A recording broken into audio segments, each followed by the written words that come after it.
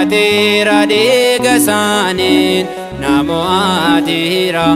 Nabii tateera dhiiga isaaniin Yesuus jedhama fayyisaa inni galannaa ta'uufi baruma baraani. Namo'ateera nabii tateera dhiiga isaaniin namo'ateera. Nabii tateera dhiiga isaaniin Yesuus jedhama fayyisaa inni galannaa ta'uufi baruma baraani.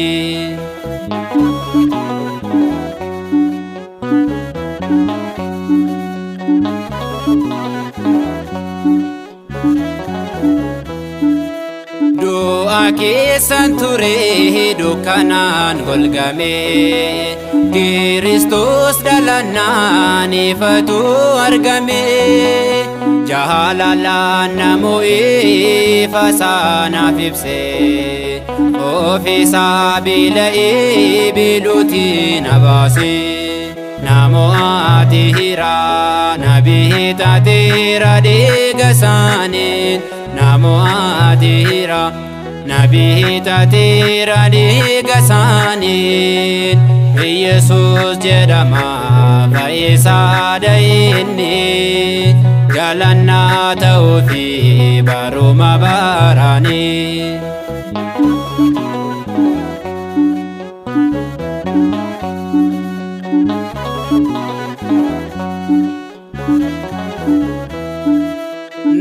Bukkee darbanii Lewwii fi luboonni garraamichi dhufee Samaariyaan suni.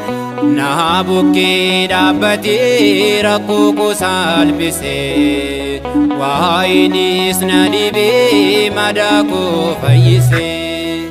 Namo'ateera nabii tateera dhiiga isaaniin namo'ateera. Nabii tateera dhiiga isaaniin Yesuus jedhama fayyisaa inni galannaa ta'uufi baruma baraani.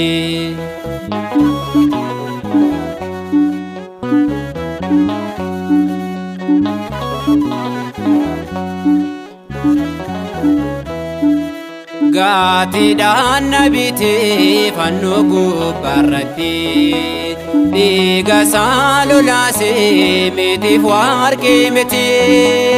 Xuraa'ee tan ture qaamni koo sajaa'ee dhiiga isaa namichi fooliin koo sorgaa'ee. Namo'ateera nabii tateera dhiiga isaaniin namo'ateera. Nabii tateera dhiiga isaaniin Yesuus jedhama fayyisaa inni galannaa ta'uufi baruma baraani.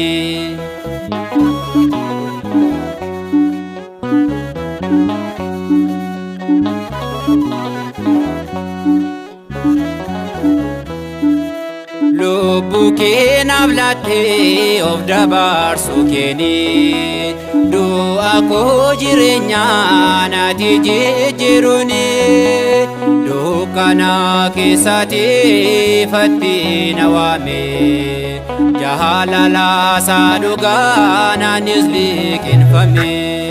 Namo'ateera nabii tateera dhiiga isaaniin namo'ateera. Nabii tateera dhiiga isaaniin Yesuus jedhama fayyisaa inni galannaa ta'uufi baruma baraani.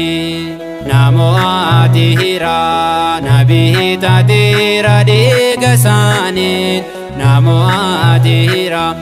Nabii tateera dhiiga isaaniin Yesuus jedhama fayyisaa inni galannaa ta'uufi baruma baraani.